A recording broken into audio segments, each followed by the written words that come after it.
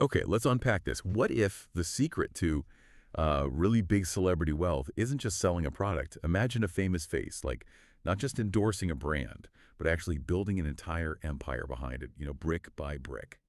Today, we're doing a deep dive into the really fascinating business journey of Curtis 50 Cent Jackson, specifically his evolution in the spirits industry. It's quite a story. Yeah, our mission today is to trace his path pretty meticulously. We're going from him being a minority equity endorser all the way to being the 100% owner of his own brands. We're going to unpack two very different models here, for how celebrities can make money in the liquor business. And we'll show how 50 Cent really strategically shifted gears. It wasn't just about earnings, but control and long-term value. Get ready for some, I think, surprising facts and a clear look at the smart moves he made. Absolutely. And what's truly fascinating here, I think, is how his strategy, his evolution, it wasn't just about chasing the biggest check, right? It seems to be about a really profound understanding of where the true, durable value and power actually lie, especially in such a competitive market. So we're going to explore the what and, maybe more importantly, the why behind each phase of this journey. We want to give you a really comprehensive view of how a celebrity can go from spokesperson to, well, a full-fledged business magnate. Okay, so let's start at the beginning of this liquid empire, as you might call it. Yeah. Where did 50 Cent Spirits' journey first kick off? Our sources point to around 2014, Effen Vodka. That was the brand. But this wasn't just your standard celebrity endorsement, was it? He wasn't just like a paid face on a billboard or something. Exactly. No, that's a really critical distinction here. He was the public face of Effen Vodka, yes, promoting it heavily, but crucially, he also held a minority equity stake. Okay. Equity. Right, equity. So that meant he had more skin in the game than just getting an endorsement fee. He wasn't just collecting a check for showing up. His financial success was directly tied, at least in part, to how well the brand performed. It was definitely a step beyond just being a spokesperson. It suggested a deeper commitment, a share in the brand's future. And Effen itself, I mean, it wasn't some small boutique brand. It was owned by Beam Suntory back then. Now there's a Suntory Global Spirits, right? A massive player. Oh, huge, yeah. Number 3 globally in spirits production. Only Diageo and Pernod Ricard are bigger. Wow. Okay, so he wasn't just backing a brand. He was plugged into this really big established corporate machine. And this point is absolutely crucial to understand his later moves. His potential upside, while probably substantial, was ultimately tied to a corporate brand he didn't control. Not really. Now, our sources show that when he exited his role, sold his stake back in July 2017, there were these widely reported figures, around $60 million. $60 million, that's significant. It is, but it's really important we clarify this.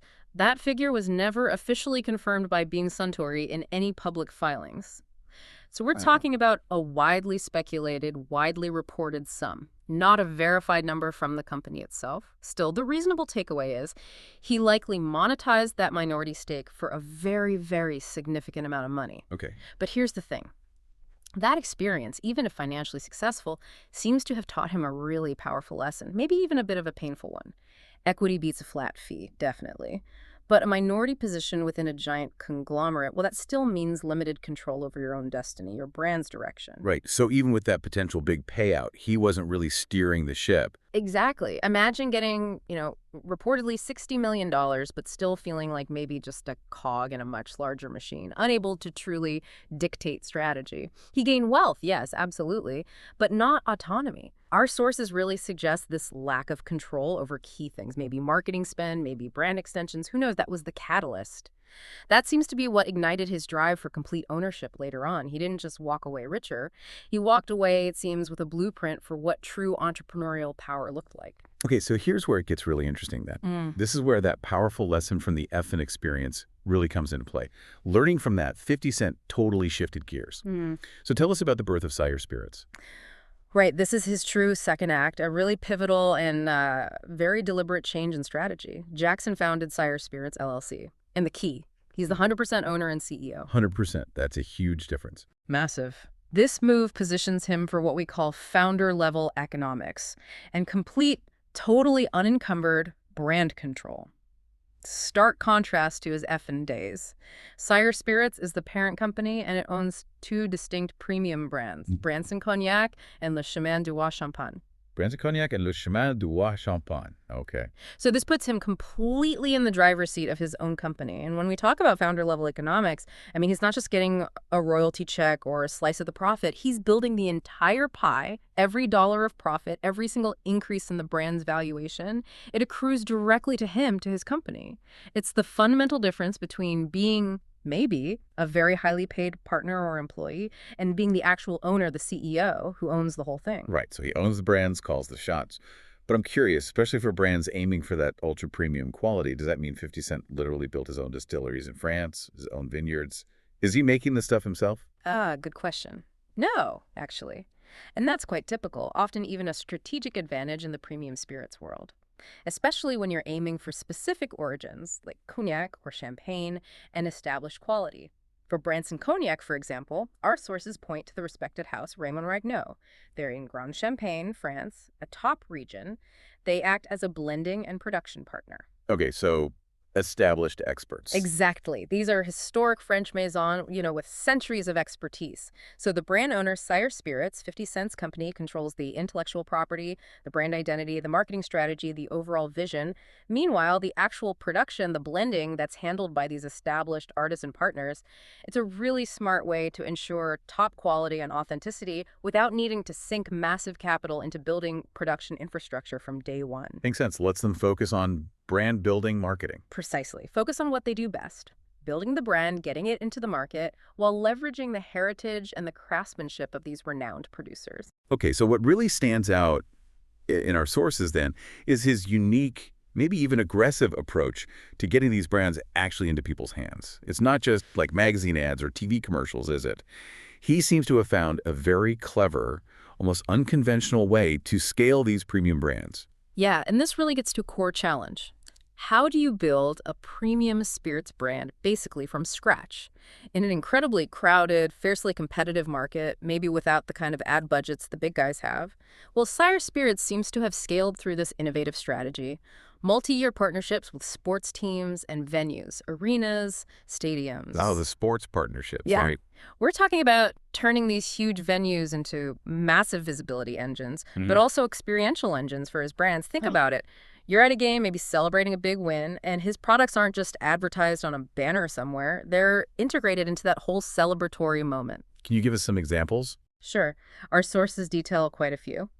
The NFL's Washington Commanders, Sire Spirits became their official cognac and champagne. That means his brands get poured in the luxury suites, featured at team events, integrated into the fan experience. Okay, high visibility there. Definitely. Then there's the NFL's New Orleans Saints and the Caesars Superdome. Sire was designated their official and exclusive cognac and champagne. That exclusivity is key. His are the only brands of their kind you'll see or be served in a huge prime venue like that. Exclusive, wow. Yeah. Then look at the NBA, the Indiana Pacers and Gainbridge Fieldhouse. Sire became an official spirits partner. They even got branded club naming rights within the arena. Imagine walking into the Branson Cognac Club. That creates an immediate, very tangible association with luxury, right? Yeah, absolutely. And the NHL's Vegas Golden Knights, official cognac and champagne there too. They were notably featured during the Golden Knights 2023 Stanley Cup celebrations. Think about that exposure, viral moments, peak sports excitement, and his champagne is right there. That's huge PR. Huge. Also, the NBA's Orlando Magic, another multi-year deal naming Sire an official spirit, ensuring consistent presence. And importantly, it's not just domestic U.S. Sire has expanded internationally into places like Canada. That signals a maturing distribution strategy, moving beyond just one-off placements. It shows a robust, scalable, and highly experiential strategy that goes way beyond just traditional ads. So, okay, for you, the listener, this strategy isn't just about seeing an ad on TV or online, is it? It's about literally embedding the brand into the fabric of celebration, into those high-energy moments people are already experiencing. Yeah. Like you said, imagine being at that game, seeing the Golden Knights lift the Stanley Cup and the champagne flowing in that massive celebration is Le Chemin du Roi. That's not just an ad. That's like an embedded memory. Exactly. It creates a powerful emotional link, an association with luxury, with success, right at the point where people might actually be buying or consuming a drink. It makes the brands part of the experience itself, not just something advertised around it. It's really experiential marketing on a grand scale. Okay, so let's connect this now to the bigger picture you mentioned earlier. Right. If we zoom out, it's about understanding this fundamental difference between what he potentially made, like that widely reported but unconfirmed, some from the Effen exit, versus what he actually owns now with Sire Spirits. Because there's no sale price for Sire. He hasn't sold it. Precisely. He hasn't sold it. So the economic value isn't a one-time cash out. It's ongoing. It's founder equity. It's the brand equity itself accruing value over time. And it's the operating cash flows from selling Branson Cognac and Le Chemin du Roi day in, day out.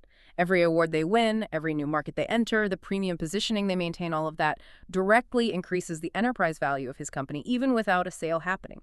He's building an asset that's continuously growing rather than just taking income or a single payout. Okay, that makes sense.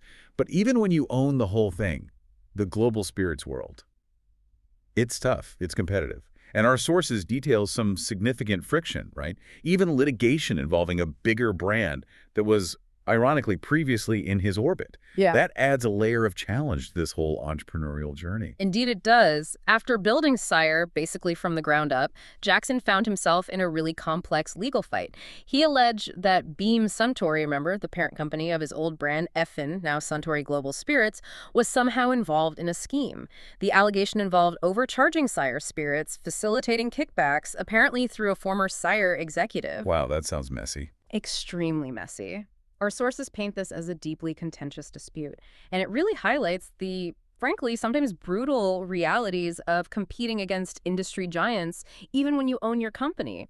Now, Sire did secure a judgment against that former executive involved. That was a significant win in itself. However, the broader fraud claims against the corporate entities, against Suntory itself, those have faced more judicial scrutiny. Parts have apparently been dismissed or narrowed by the courts. It underscores just how hard it can be to prove direct corporate culpability in these complex supply chain dealings.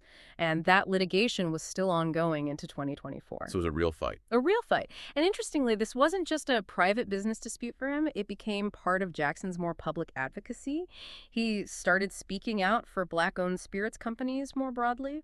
It even led him apparently to Capitol Hill in 2024 to discuss what he saw as systemic barriers within the industry. Wow. So it's a stark reminder. Even with 100% ownership, the battle for market share, for fair treatment, it can be absolutely relentless. Okay, so looking at the whole picture then, the Effen experience, founding Sire, the sports strategy, even the legal battles. Yeah. This move to 100% ownership, it still really seems like the smarter and potentially much, much richer long-term play for him, doesn't it? What are the key advantages, summing it up, of this founder ownership model that make it such a powerful shift? Yeah, I think our sources really point to three core reasons why this is such a stronger position, underscoring the genius, perhaps, of this pivot he made. First, it's that control of IP and positioning.